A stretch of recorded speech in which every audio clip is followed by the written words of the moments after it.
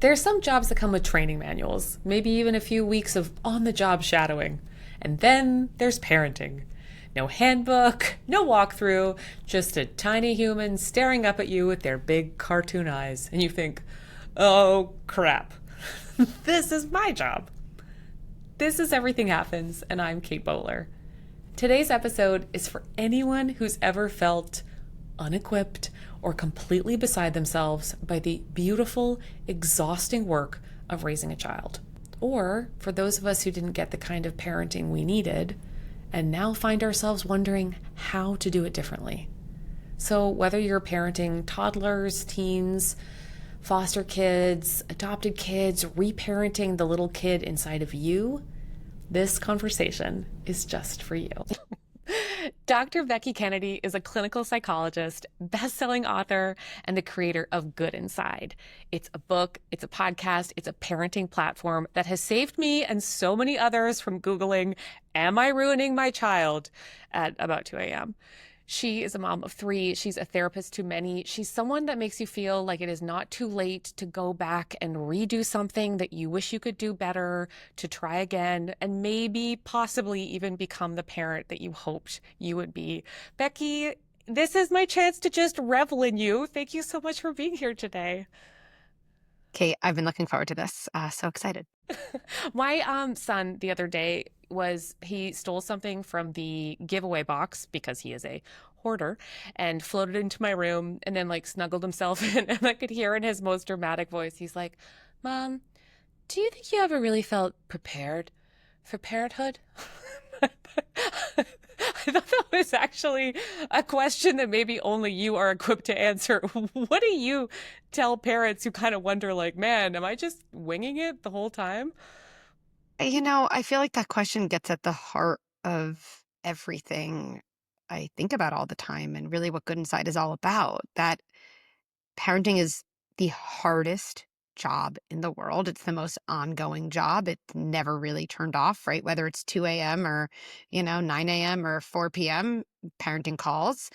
And I do feel like we've been given this false narrative that sounds nice on the surface, but actually is really detrimental, is that this should come naturally, that we should just wing it. And I think right now, especially, right, we think in extremes. So there's a lot between winging it and memorizing some line to say at every moment of your child's life. I don't recommend either of those. And I think what's in between is the same thing that's in between for any other hard job: learning, getting support, feeling good about yourself because you are kind of growing your knowledge base and you actually feel equipped with new frameworks, new ways to see things, new ways to understand things, new strategies, right? And then I think, I don't know if we'll ever say I feel fully prepared, but I think there is a world where we can say, I expected this. I understood what was going to happen.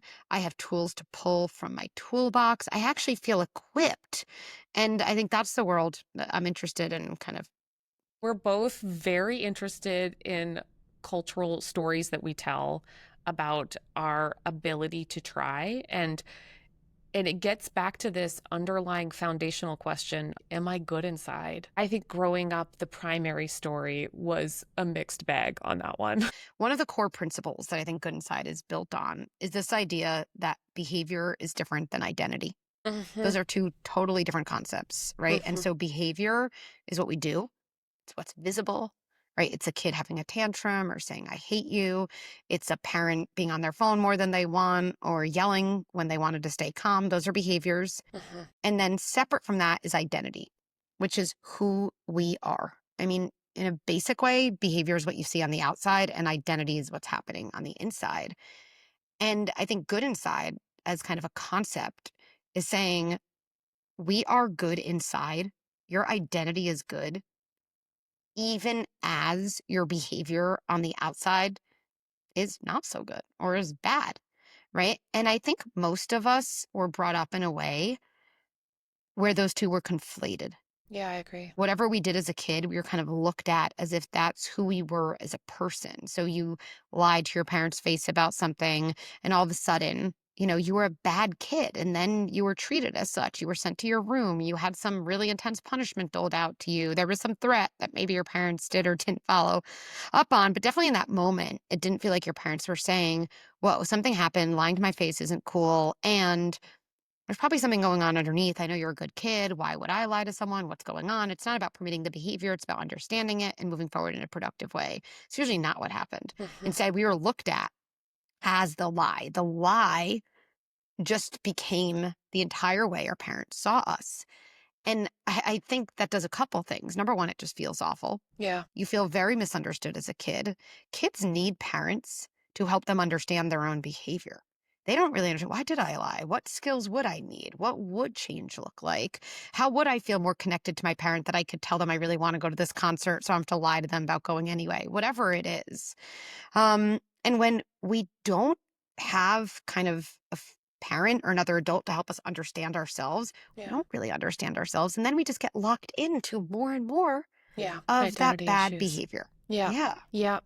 It is funny. It took me a long time, like in theological language, we would say to have a higher anthropology, like to have Mm, a higher view of our like natural goodness. And really it's having a kid and looking into his big sunflower little face that I think like, of course you're good.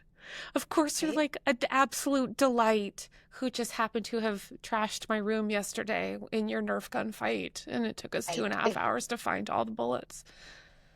And this is where, again, I hear the pushback or the concern, and I'm a pragmatist, you know me. They're like, oh, so my kid's good inside, so it's okay that they trashed my room with Nerf bullets and didn't pick them up. And I would say to a parent, no, no, no, no.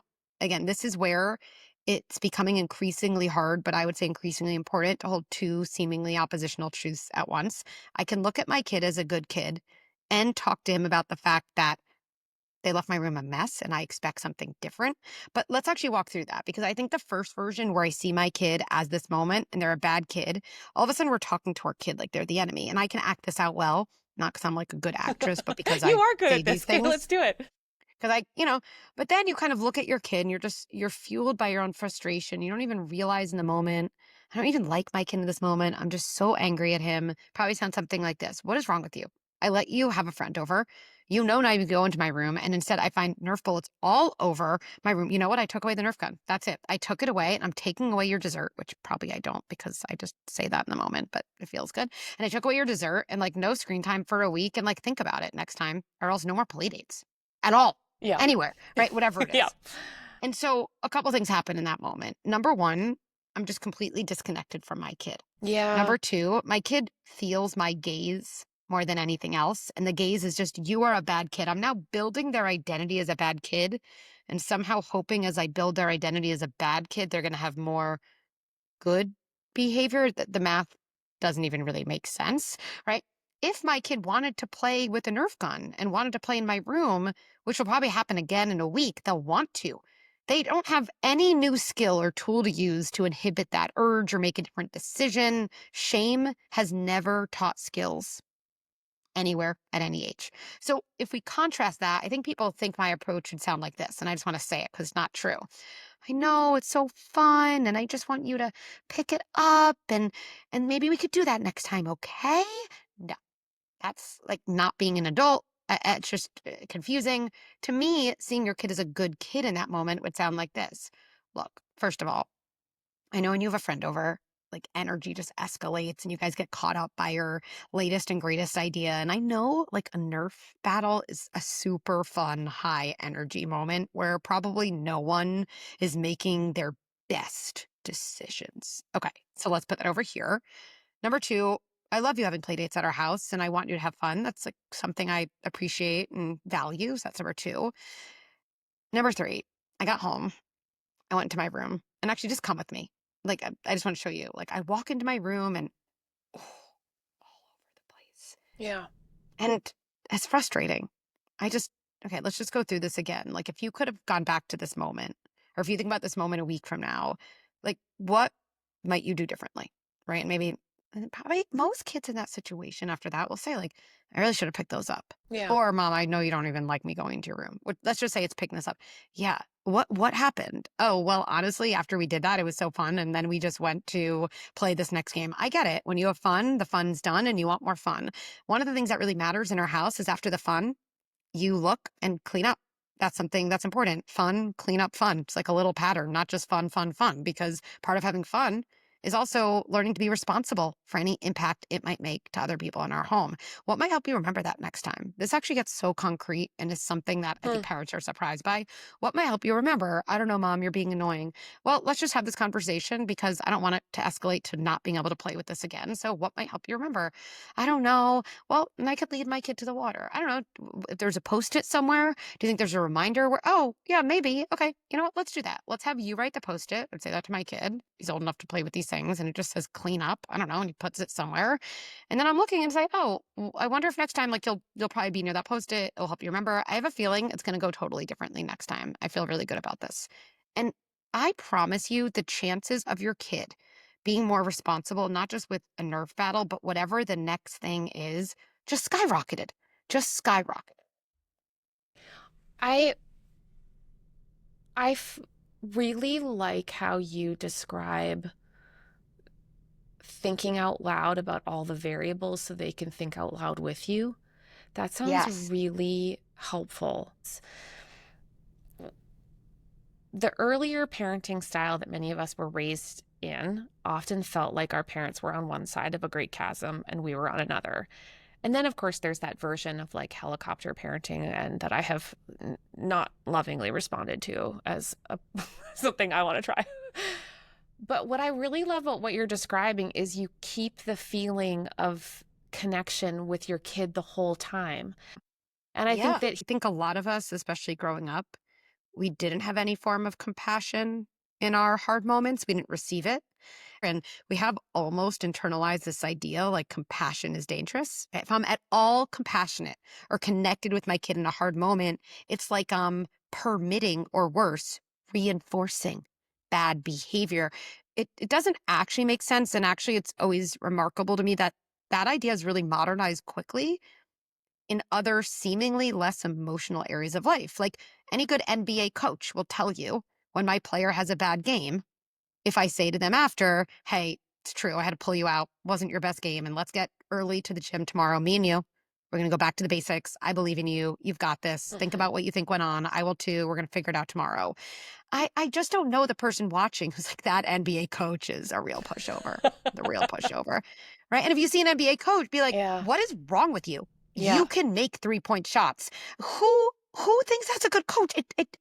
It's not even making sense. And these are coaches in a professional sports coaching adults. Forget a 4-year-old, right? We kind of know in sports, or honestly, even CEOs, it's not about being a pushover, but leading with some type of generosity Yeah. isn't the thing that makes people not perform. It's actually a ingredient that's necessary to kind of perform. And just asking yourself, what is the most generous interpretation of why my kid left those Nerf things all over my room, why my kid lied to my face, why my kid had a meltdown in the grocery store? Your brain will shift. And it's really powerful how often then we don't actually even need someone to kind of quote feed us a script. We automatically intervene differently because how we're seeing what's in front of us has Yeah. completely changed. The other thing we really, really, really have in common is we are not very interested in happiness as an ultimate goal. You and I, in our own way, are anti-happiness. You're, Really true. tell me more about not prioritizing happy kids. Okay, so there was this line. I don't know if people say it around you, but it was definitely when my kids were younger. We're like, it's just this flippant line. Don't you just want your kids to be happy? You just want your kids to be happy, right? I mean, we just want our kid to be happy. And it's like one of those like dinner party ruiner moments for me when I'm like, I'm just not going to let this slide. I know that's like the thing I'm supposed to say, I know, and move on. And like, I'm just going to ruin this whole dinner party because I can't help myself. And again, okay, so Dr. Becky doesn't want kids to be happy. No, I'm not She wishing hates happy. Yeah, unhappiness. that's right. Yeah, You heard no, it no, no. first. Again, two extremes. Let's come to the middle. The problem with optimizing for happiness in childhood is you end up optimizing for anxiety in adulthood, Hmm. which is usually not what we want for our kids. No one's like, I really hope my 5-year-old is happy, and I hope my 18 to 99-year-old child, whatever it is always anxious and unhappy. Nobody would make that trade, not logically. And so when our kids are young, what they're really learning is what range of emotions am I able to tolerate? What range of emotions are normal? What range of emotions should I expect as just part of being human? Yeah.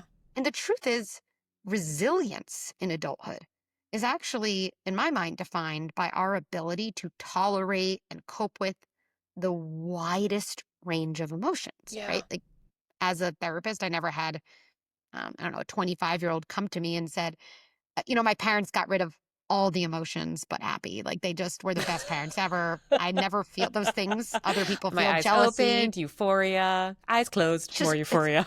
literally, it's just all euphoria all the time. So until that happens, I remain convinced that you can't get rid of emotions.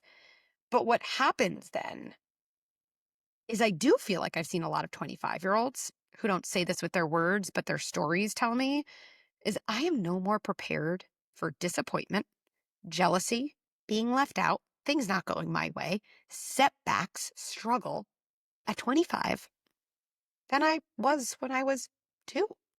Because if you think about it in a 2-year-old, and this is what I love to do with parents, is think about our everyday interactions when our kids are young as related to what might happen later on, right? And again, this is not one time. These are patterns. But the kid who's doing a puzzle, oh, whining, I can't do it. Oh my goodness. Oh, here's the puzzle for you.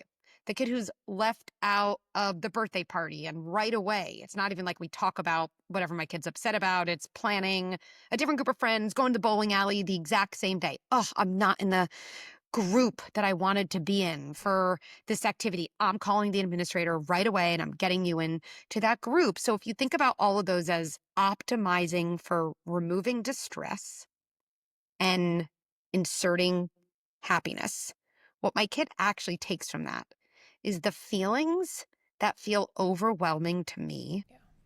are also overwhelming to my parent. And then next to their discomfort, they wire our anxiety that they're having that discomfort. And those two get paired together such that almost any emotion, but things being smooth and happy, feels like a 10 out of 10 panic Yeah. to that young adult because they actually are very vulnerable inside and have never learned how to get through those emotions, only avoid them. Yeah. Yeah. That feeling like you both as parents and as people are allowed to have a widened aperture of feeling. I am struggling with this the older that my kid gets because the feelings are more and more reaching into things that I have no control over. I really Mm. noticed how much children's sports have become like the theater of everyone's crucible of anxiety over like there's other things like critical illness, like stuff where parents are genuinely helpless in the face of terrible circumstances. But this is like it just feels like a dress rehearsal. Isn't it a privilege to have dress rehearsals for this stuff? But I say I feel like sometimes I'm failing my dress rehearsal because I get confused between just the category of like wanting to protect him from all pain. Our urge to sweep in and make it better, I should have said this, is not a pathological urge. Like, you love your kid so much. Seeing someone you love in pain, for 99% of people, we almost take on the pain. We feel pain because they're in pain. We want to make things easier. There's nothing we have to pathologize about that. That comes from a place of love. Now, you use an interesting word, protect, and I do think it's helpful to think about protection versus preparation, Mm, right? As a parent, where I want to protect my kid from feeling really left out in, whatever grade, from, I don't know, feeling like they're the worst soccer player on their team, yeah. right? Yeah. But if you think about preparation, I would never say I want to prepare my kid to feel left out or to feel like the worst. But what I would say is I want to prepare my kids for situations as they get older when they're not included. I want to prepare my kid for situations when they're older where they're going to look at other people in their environment Yeah. and feel like they're not the best one. Now, Yeah. maybe that won't be in soccer, but it might be in their first job, or it might be when they're 30 and all of a sudden paths divulge and they're like, why do all my friends have these big houses and I don't have whatever it is, right? These things happen. The situations on the surface change, but the feelings are remarkably, Yeah. static and similar. And so I don't know if I've said this to you, but I know you're one for hyperbole and kind of, levity in hard moments. So one of the things I think about this term a lot because it just helps me get in the mindset, sick joy. Okay. Where I do have like a little bit of sick joy I when like where my this is kid going. isn't invited to the birthday party. I don't share that with your child. Like, I would not recommend that. This is really good for you. No, no, no. No one likes to hear that. But it's the only thing that's helped me shift from my natural urge to want to call the parent, be like, you have to invite my son. Like, I have that urge too. Obviously, I'm a normal person. And when I tell myself, wait, Becky, sick joy in this moment, not enjoyable. However, if I think about the moments in my kid's life with me that are going to have huge impact, Yeah. Maybe this is it. here's my Super Bowl. And then Yes. I really feel like it changes from I can't believe I have to deal with this to why my kid to a little bit of pep in your step. All right, here we go, and you are a little Yeah. more likely to be like, oh, that stinks. Yeah. Tell me about it. Right. And the whole intervention might last 30 seconds. But even if I wait 30 seconds or a day before I do call that parent, the communication to my kid around what's tolerable and Good. expectable and how I feel like I'm really preparing my kid Yeah. instead of protecting my kid really Yes. shifts. Oh, I really like that. There's I really like too when you say, I'm so glad, I'm so glad we're talking about this. I've started saying that to friends, and these are good skills. It They feels are. like, okay, I guess this is an acceptable topic. I guess it felt Yes. important and it was important. Our kids do come to us with these highly emotional topics, whether it's, about a friend, I wasn't invited to this birthday party, or I'm the only one in my class who isn't reading chapter books yet, or I'm no longer the starting pitcher, whatever it is, right? And I think, again, that first urge is fix, fix, fix, but it does leave our kid more anxious the next time and less resilient, which is not what we want. And so, there are some lines I feel like are helpful in our back pocket just to give us a breather, okay, I got this. And I think that line, my kid comes to me with any of those topics, and I try for the first thing to say back is just, first of all, I'm so glad we're talking about this, or I'm so glad you came to me with this. And it's remarkably safety giving to someone. Mm-hmm. Because even us, when you're an adult, a little bit taking an emotional leap with a friend, you're always assessing. Do they really want to know this? Can I keep going? Or is this too much? Are they judging me? And same thing, you say to someone some struggle you're having at work or a fight you had with your partner that's on your mind, or you're finally opening up about your kid, is having a reading struggle. And if the first thing your friend says, I'm so glad you came to me with this before Mm. anything else, it's kind of like permission to be in that space with that person, which is probably the biggest thing we needed, Yes. anyway. That's so true. I'm a very emotionally sensitive person, which you know. And sometimes when I read those highly sensitive people books, or I feel a lot of compassion for the side of myself that really does need somebody to say, what you're feeling is so valid. You're angry because this is infuriating. You're upset because this is as tragic as it feels. That mirroring has been so important to me. But I'm hitting kind of a parenting wall right now because I've raised this very emotionally attuned kid, which is great. I love that he can name every feeling in the rainbow. But I noticed though that because I think he's a little bit sensitive too, he might be interpreting everything in a slightly more negative way than I wish he would. And but my first play in my playbook is emotional mirroring, where I'm like, wow, that sounds really hard. But I do feel like I'm just confirming a perspective that actually might be a little bit off and creates more pain Yeah. for him in the long run. And I don't know how to fix it. Well, so glad you're sharing that with me. And let's talk about it. Well, first of all, I think you're describing I call these kids deeply feeling kids. The way I always think about those kids or adults is that they're more porous to the world, right? Yeah. So if you think about your skin's pores being bigger, it really does mean, you're not making it up, more comes in, Yeah. right? More flows in.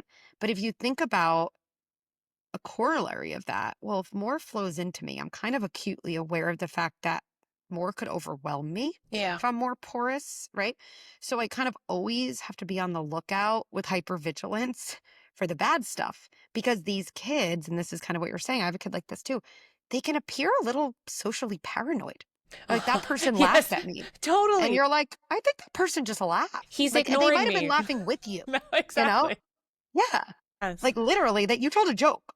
They It went as good as it could have gone, and you're like, Yes. "That person hates me," right? And you're like, "What do I do here?" Yeah. Right? And so I think there is this dance, right, where there's never anything wrong starting with validation, but I think we have to understand validation just means, I believe this feeling is real for you. It doesn't mean this feeling is real for me. It doesn't mean this feeling is real in the world. And this is, I think, another great line is, I believe you. That's really what validation is I believe you. And so let's say it's that example, right? This kid, like, he doesn't like me. Oh, he doesn't? Yeah, he like laughed at me yesterday. You're like, I witnessed the joke situation, right? I think you can definitely hold two things at once. Oh, that's the worst. That's the worst. Like, I hate when I'm in a situation and it feels like someone's laughing at me. There's also a little movement. Mm-hmm. If you notice what I said, it's the worst. Like, I hate when I'm in a situation. It feels like introduces like a little subjectivity, Yeah. right? And then some kids do shoot back. No, it didn't feel like that. He was laughing at me, right? And you can go that far. And I think, again, you can maintain that first step of, I hear you, I get it. And look, I do have to say, it's not how I perceived the situation. That is not to say it didn't feel like that to you. I believe it felt awful to you in Yeah. that way. And I felt that way, and it stinks.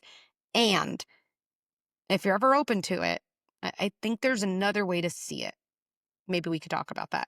Again, That's this is good. not what I'd say to a 3-year-old. I know your son's a little older and they can hear a little more nuance, right? Yeah. Like, I always picture a kid in a house, or so, I don't know why, like being upset, and a parent can kind of go through the front door. And that usually sounds like, oh, you felt like that kid was laughing at you. You kind of talk about it directly. Or, Yeah. oh, when your brother left you out, you were really upset. And non-deeply feeling kids will kind of let you come in. They're like, I know, it was so hard. Yes. Deeply feeling kids, if you do that directly, they'll either put their hands over their ears or like, stop talking, or you don't understand, or they kind of slam the door in your face. And then I think we misunderstand them and that we just leave them alone. Fine, I was just trying to help. But I always say they need like a side door strategy, right? They need us to kind of sneak around. What we're sneaking around is their shame. They have a lot of shame. Yes. And one way, there's so many of these different things, but one thing that really helps these kids have movement when they're kind of stuck is actually our own stories. Because if you think about shame as feeling alone in something, Yeah. if you tell a story about something similar you experienced, you're inherently reducing shame because you're kind of saying without saying, you're not the only one. Yeah. So in that situation, I could imagine in a calm moment, maybe especially in the car, you're not even looking at each other directly. Like, I don't know if it ever feels like this for you, but I remember when I was 10, I'm making this up. There were these girls, and I kind of wanted to be friends with them. I kind of was. I always felt like they were leaving me out. Sometimes they were leaving me out. Sometimes I was so worried they were leaving me out that I kind of like pulled away, and then maybe they left me out because I pulled away. Anyway, that was tricky to figure out as a 10-year-old. And then zip it, and then shut your mouth I after like you're that. like, and Don't don't be ruin like, it. and therefore I Exactly. Do you ever have that? That's what happened with Bobby yesterday, right? We like ruin it. I do it too because it feels like you're so close. You just want to close the deal, but then it like activates the deeply feeling kid. Be like, I know what you're doing. Yeah. And so stories I find are such a powerful way to do a little quote light teaching, Yeah. and they actually really speak to those kind of deeply feeling kids who need various forms of kind of side doors. Now that I think about that, I think I do that with friends all the time.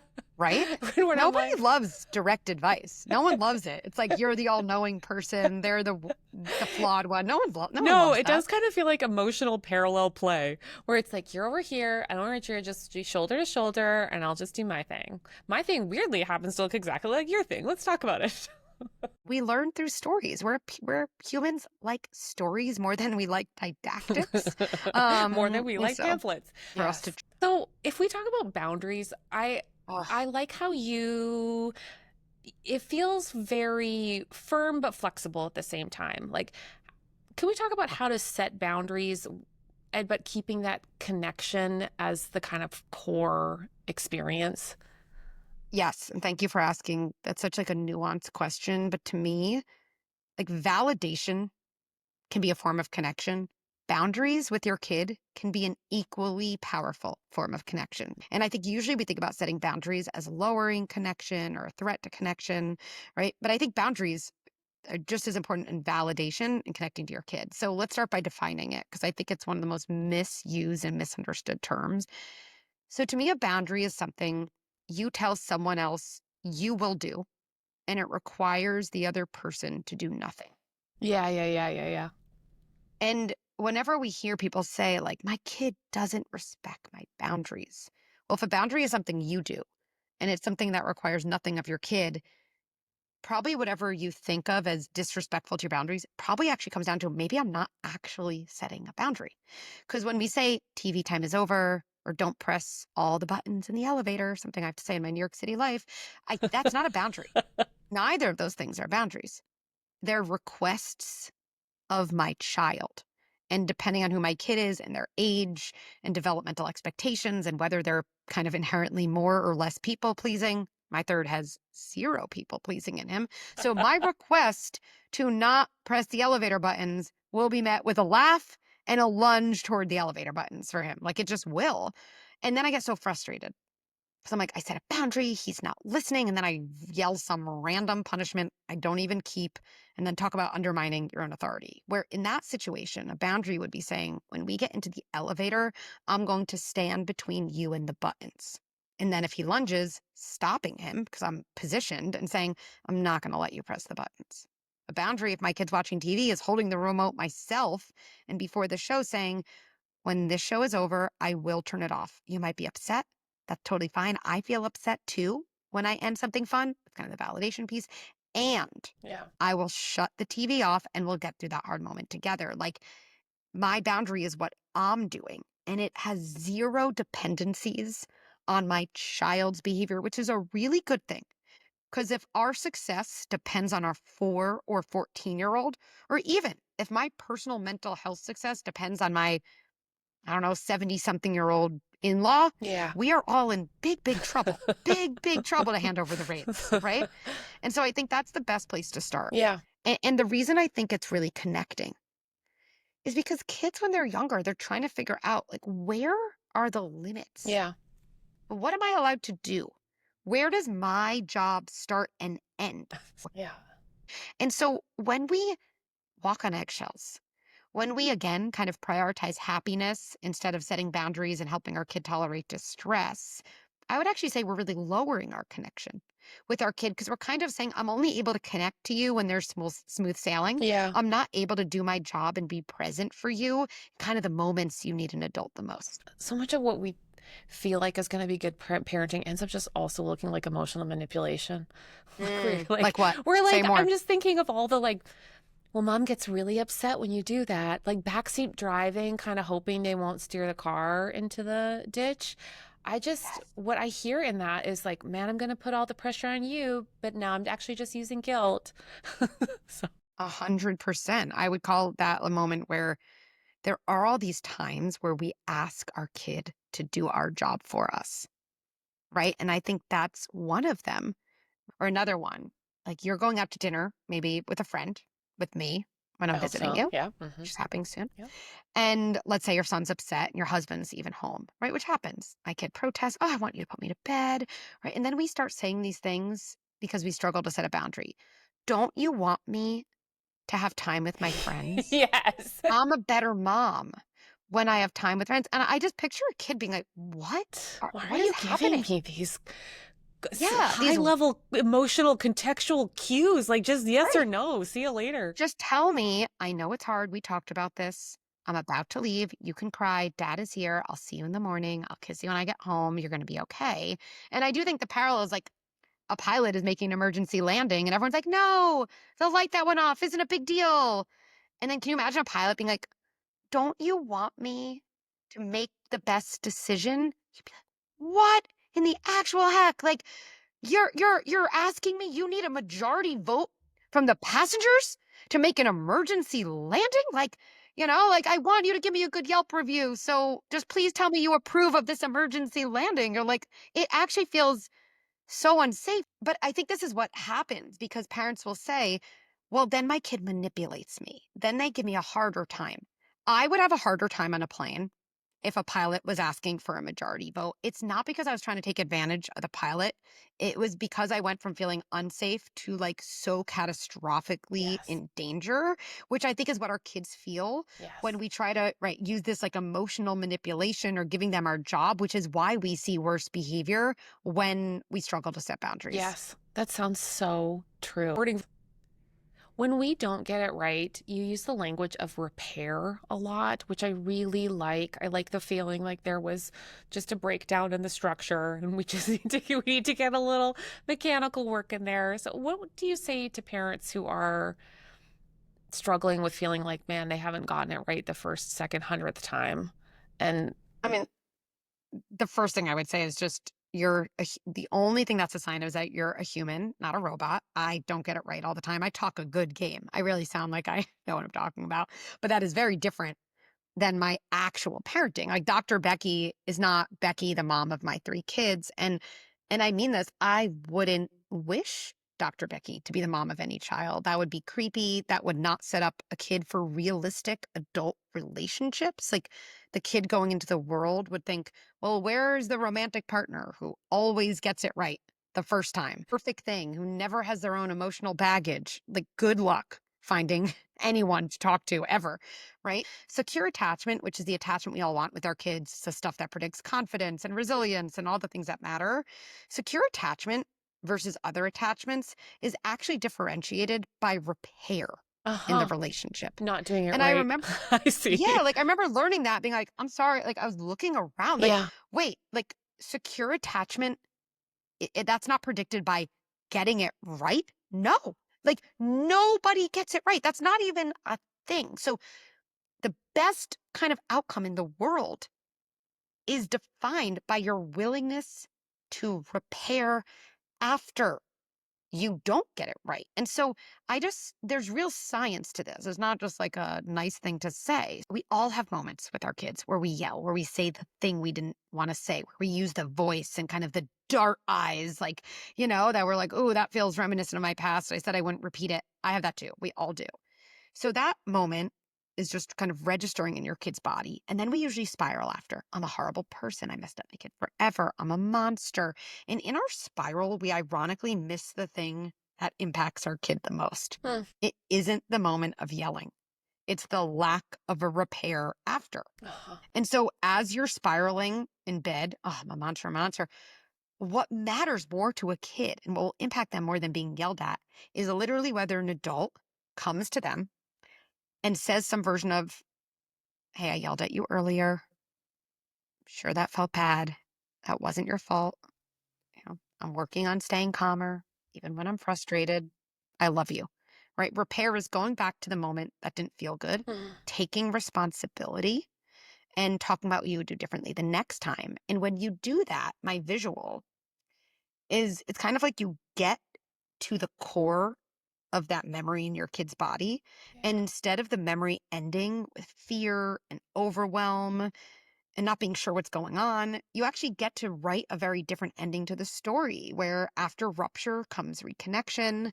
I can expect people when they fly off the handle to come to me and take responsibility and we can move forward. That's actually the marker of a healthy relationship. And so yes, repair without a doubt is where it's at. Perfection is out. It's very out, very out. I I've been working on this joy project and I've been thinking a lot about they kids teach us a lot about like the missing pieces in us from growing up, but I also feel like they have some kind of strange superpowers. And I I don't know. Lately, I kind of wonder if they're very, very good at joy. They're very good at being surprised by new things. They're very good at delight. They're very, actually, shockingly good at gratitude if it's not something they're being forced to eat. But it made me just want to ask you that last question. What is a moment of joy that has surprised you lately? You know, I definitely have those moments with all of my kids, but there's something about my third where I promise you, if he came out as my first, I don't think I would have had enough trust in my parenting or in just time and skill building to embrace this joy. But he does just really funny stuff that could be seen as like inappropriate, right? But he says what's on his mind. He's very, very direct. I just remember when he was younger, like we were in a swimming pool. This is like a good example, okay? And he's like, I gotta pee. And I was like, all right. He gets out of the swimming pool. And I watch him pause and then stop, come back to the pool, okay, No. on the stone, and pee into the pool. I've never seen someone do that. Like, obviously, there's plenty of people who pee in the pool. There's people who pee out of the pool. But peeing into a pool, and it was so funny. It actually, I watched the whole thing being like, he was basically, I think, inside being like, it would be pretty funny to pee into a pool. And I think if that was my first, I'd be like, oh my goodness, like he's going to be the kid who pees into the pool or he's rude. And it's not to say I just threw him a party, but I actually did let myself like Just kind of laugh, like, and at laugh. least inside, I was like, that is a lot of ingenuity. Like that is funny. And then, of course, and then again after that, like I said, hey, here's why we don't do that. And Yeah. again, I get why you wanted to, and I wonder if there's another way to be funny and right, we can like channel. But I think allowing myself to be like, you know what? Yeah. As a former people pleaser, how many times I probably wish I could have done something like that and maybe could have benefited over the course of my life of like figuring out that part of myself. So yeah, I just think there's probably these moments of joy all around. So many we shut down because our joy was stifled as like, Yes. so fast. And again, it's not to say our kids don't need this shaping. They 100% too. But yes, taking a little moment to like laugh and And giggle your and like little rule appreciate it. breaker. Yeah, exactly, and almost feel inspired in a way, like, I'm not gonna pee into a pool anytime soon, but In my is there own way. something yeah, I mean, not that's probably not how I'm gonna exercise that, that part of me, but is there something I shut down quickly that, like, I could push the envelope of, or I could have a little more Totally. levity in a situation? Probably, people around me would say yes, and so I think that's how I'm trying, especially with this, challenging Yeah. but amazing child to think about those moments. Ugh. Becky, there's so many things that I will fully associate with you forever. One, you're just a good time. But like your language of like inherent lovableness, like just try again, repair. I swear to you, they'll remember that. You can have the problem, but you're still maintaining this invisible bond between the two of you. Like this has been so good for me and my little Oh, parenting soul. And I am so grateful for you. Thanks for doing this with me. well, thank you. You are the best. And until next time. This conversation makes me think especially about all those of you listening who maybe didn't get this kind of parenting yourself. And it can feel not only overwhelming, but heartbreaking to have to re-parent yourself in certain ways. Because we all should have gotten this kind of love and attention. Or maybe you're listening and thinking back to the moments this week when you said the wrong thing or overreacted or underreacted. Or maybe your kids are grown, long gone, and you're worried that it's too late. Becky reminds us that it is never too late.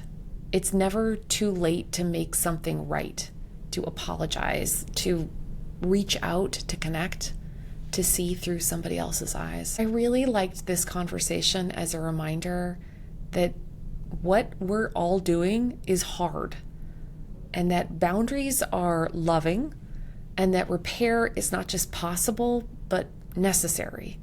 And this is something I need, is that we are all good inside. Yeah. Yes, you. You do. So, my loves, you are probably doing a lot better than you think, but just in case you need a little pep talk, this is a blessing for you. This is a blessing adapted from Have a Beautiful, Terrible Day in the spirit of parenthood, and it's a blessing for when you're not the parent that you meant to be. Blessed are you who don't know which version will show up today, the one who reads the cues, makes space for feelings, says the right thing at the right time, in the right tone, or the one who snaps or shames because it's been a long day and no one's listening and you're just tired. Bless this part of you who wants to do it differently, that wants to pause instead of punish, that wants to connect, not control. Bless this part of you that's realizing the kind of parenting you didn't get and deserved.